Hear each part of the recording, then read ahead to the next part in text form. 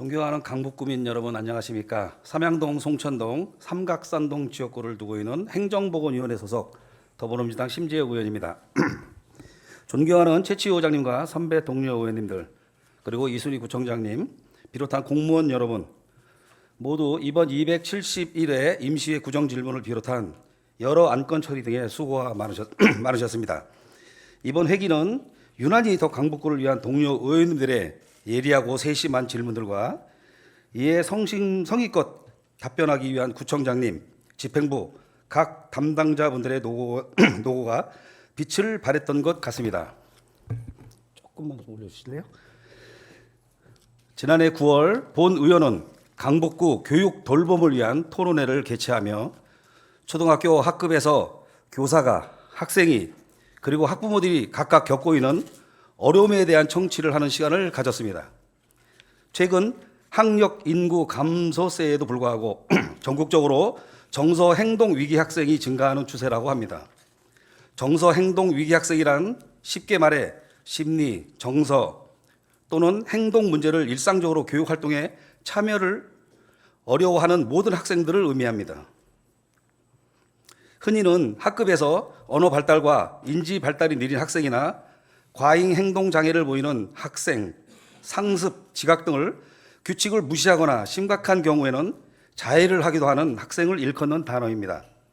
부끄럽지만 본 의원은 역시 지난 9월 토론회 이전에는 이런 학생들이 얼마나 많이 있는지 그리고 그에 따른 어려움이 얼마나 큰지에 대해 완벽히 파악하지는 못했습니다.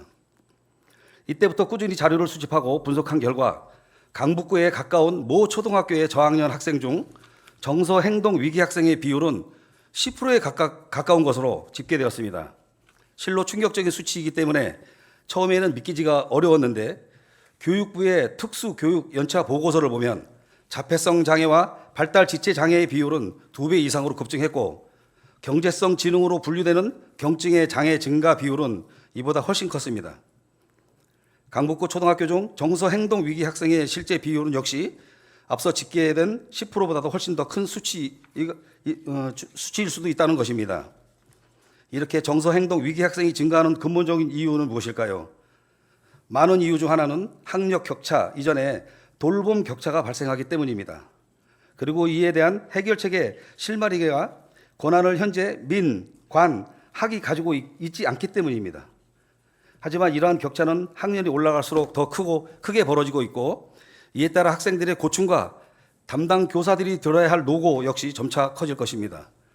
그리고 이는 종국에 결국 강북 구민의 부담으로 돌아올 수밖에 없는 것입니다. 일찍부터 이 문제에 대한 우려가 증가하고 있음에도 불구하고 올해 2월이 돼서야 서울시 교육청도 이러한 문제를 의식하고 간담회를 개최하고 정서 행동 위기 학생 지원 방안을 발표했습니다. 이에 대해 해당 문제가 불거지게 된 시기에 비해 다소 때는 늦은 대응이라는 반응도 있었지만 다행스럽게도 우리 강북구는 2차례 토론회와 3차례 간담회를 통해 이런 문제에 대해 선도적으로 인식하고 적극적인 태도를 취해왔습니다. 특히 우리 구 교육지원과에서는 송정석 과장님을 비롯한 팀장님과 담당 공무원분들이 작년부터 의회에서 개최한 정서 행동 위기 학생 관련 모든 토론회와 간담회에 참석하여 교사, 학부모 등의 의견을 청취하고 노력을 마다하지 않았습니다.